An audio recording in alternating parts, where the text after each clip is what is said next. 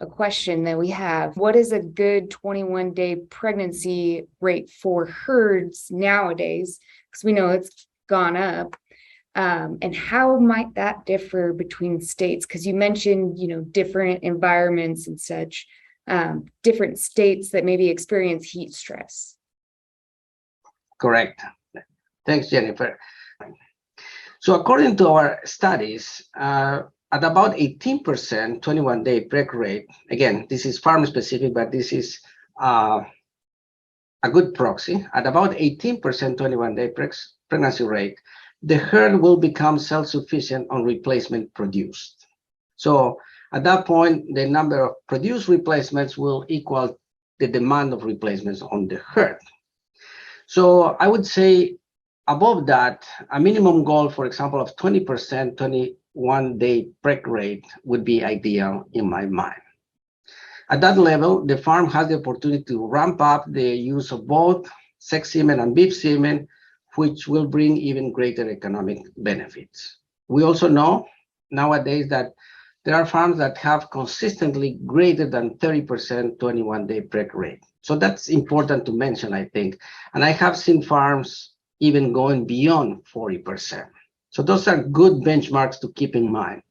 So although a decent level is 20%, in my mind, I think farms nowadays I am much, much higher.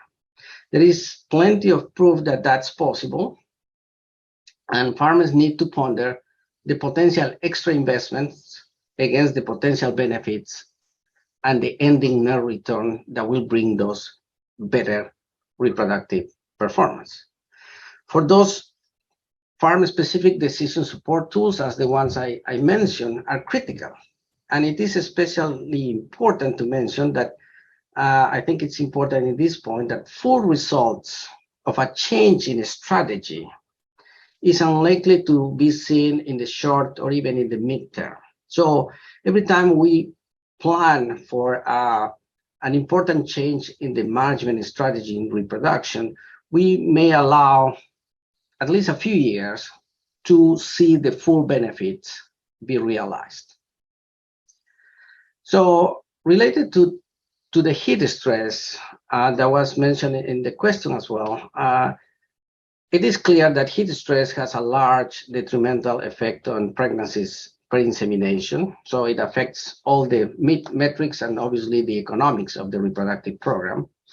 So in our herd here in Wisconsin, the effect used to be as much as 10 to 15 percentage points decreased of conception rate during summer hot months. So I would expect this negative effect would be even greater in southern states, in Texas, Florida, California, with greater and longer period of heat stress. So there is going to be a seasonality in the breeding outcomes and also in the calvings, which relates to the economics. Like, for example, the peak of lactation during summer compared to the spring.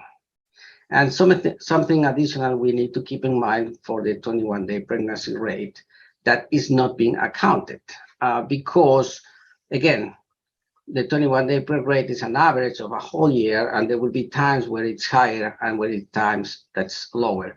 And that is not related in the calculation of the 21-day preg rate to the economics. And in our mind, it should be.